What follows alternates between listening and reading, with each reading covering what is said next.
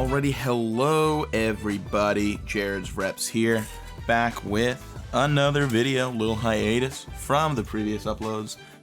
Let's get on to the content here. Obviously we have the Jordan 2 Union. Get some gratuitous B-roll up on the screen.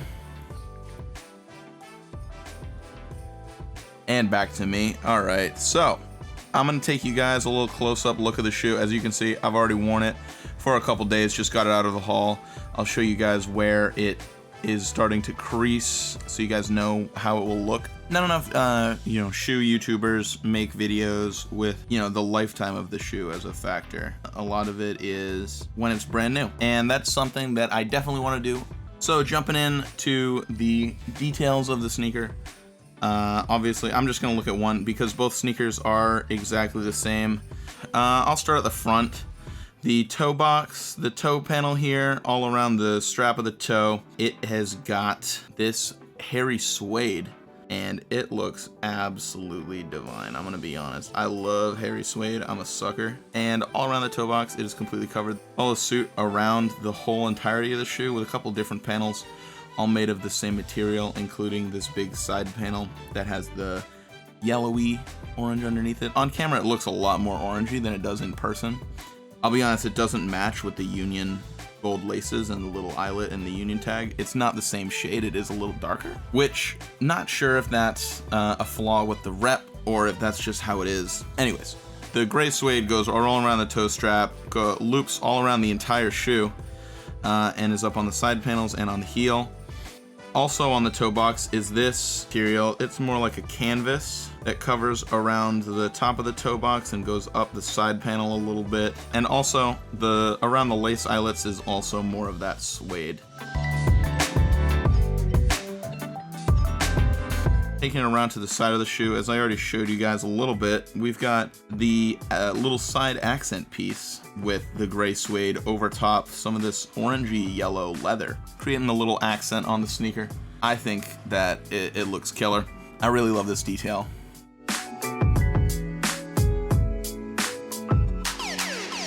Moving up a little bit higher, you got around the heel cup. Not as big of a fan of these little dots, but I mean, it goes consistently the little circles in the pattern.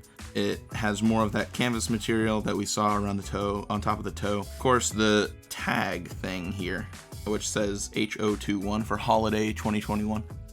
And it looks like that, Around the back of the sneaker, we have the little ribs, which probably are more better known from the Yeezy 2. This is where it gets that little detail from, is the back of the Jordan 2. This detail's like, alright. I think it's kind of neat.